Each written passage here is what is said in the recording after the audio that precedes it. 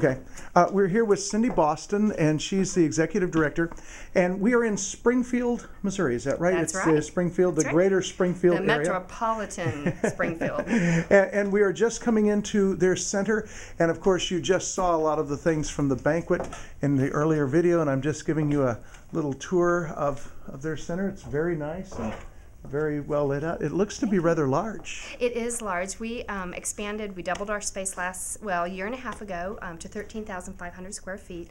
We had a 72% increase in new clients when the abortion clinic closed locally, and that happened as a result of our work with legislators about 5 years ago. So we had to accommodate the sheer numbers and volume that were coming in, and so this community has rallied, and they've given us a lovely place to treat clients well, and to do what we can to help get them on the right path. First, this is the development department, and this is where the development staff not only works, but we have ongoing volunteers and interns from local universities and colleges. It's such an important part that we expand who we actually pay, and we always have 2 or 3 interns at least working in this department. We tap into PR people. So that's excellent. You're working with a local college here? Right. Oh, 5. 5 local colleges. Right. I noticed in your brochure that it says that you are actually, if you counted up the volunteer hours, right, in the past 10 years, I guess, yes, it would be somewhere in the neighborhood of $6.6 million worth of volunteer hours. Over 10 years. Wow, that's amazing. So then we have Ron. I met Ron earlier today. Jerry, Randy, yeah, the whatever. one I called Jerry for a while, exactly. And this is where we always start our tour with donors, community leaders, things like that. We want people to understand the method that we're using and what we're trying to accomplish before we take them around and show them the center. We use actual pictures. We have a professional photographer who's well known in Southwest Missouri. He did the pictures, and it tells the story of who we are and what we do. It emphasizes not only babies, and clients never come on this side. It emphasizes the women and their needs and what we're doing to help them. For instance, the educational classes all are geared to help the problems in our community, the red flags, and those red flags are right here. On the red wall. Yeah, on the red. That's wonderful. The community problems are listed in our report card as a community, and so we directly impact the negatives of our community.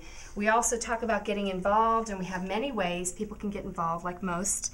The 4,200 number is actually a little low, but we've actually had, and we'll announce tonight, more than 5,500 women in 10 years who considered or were determined to abort, who chose life. So let me make sure I understand this right.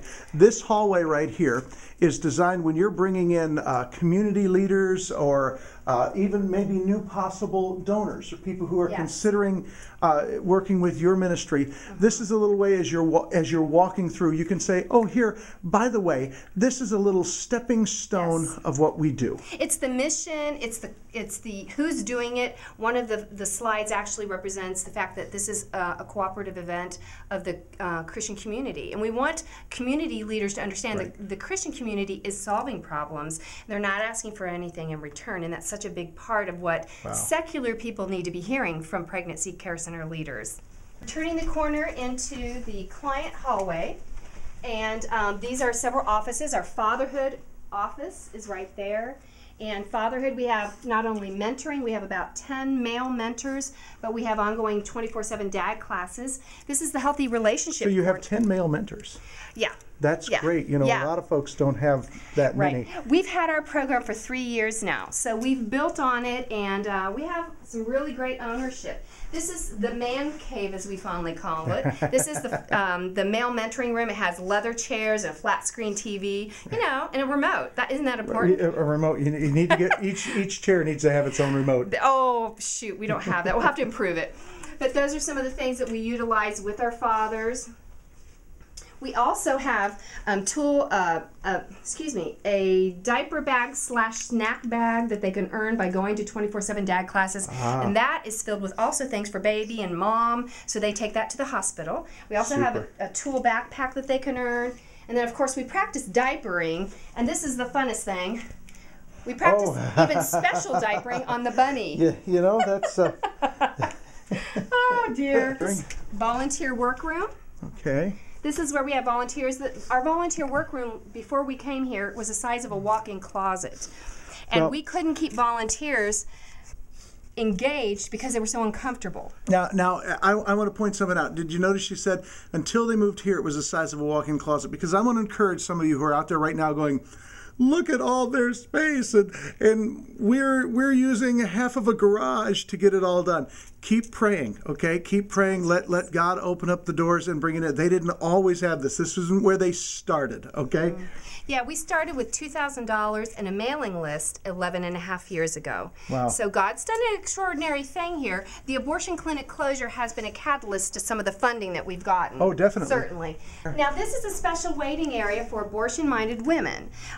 You know, what we find is the clients who are coming in for mentoring, they often are happy, they've gotten through their crisis, but the clients who are here for ultrasound and pregnancy testing are in crisis. We didn't want them mixing with the other clients who had their babies or who, you know, we're all excited about parenting. So we have a quiet, private area for them. Excellent.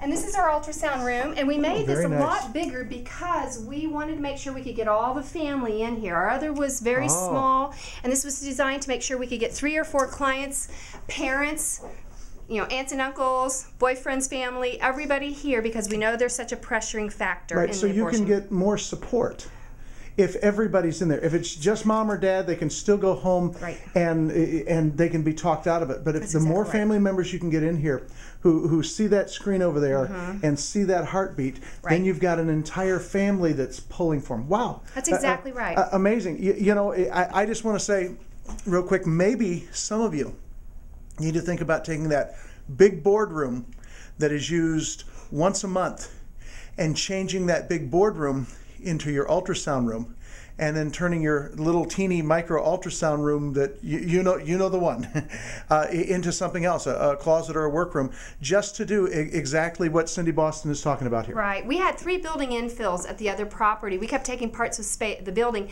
but the reality is we had to give up our boardroom.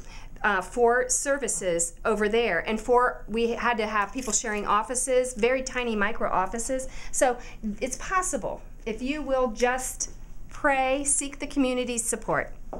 This is our lower level, and we have the new mom basket room, and so we just have people that only volunteer to do that. I think there's 3 or 4 women who come and all they do is make baskets. This is actually supposed to be a custodian closet, but we just took it over. That's right. You got to make use of all the space you got. That's right. Oh, wow, what a classroom.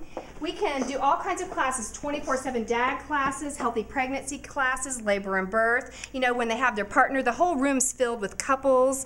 This is an excellent classroom because we can do large screen here and really make it larger than life. You know, having an inviting place makes such a difference in how you treat clients, how they feel about themselves. We treat them top quality because we want them to see them as Jesus does. Cindy, you have an amazing facility here. What is your budget for the year? Can I ask that? Our budget is it's $200,000 less this year. We're budgeting intentionally to make sure we make it this year. Economic times are hard, but almost $1 million, a little bit less than $1 million. Okay, well, excellent, excellent. And we have another classroom. This is the large one, and the second one here.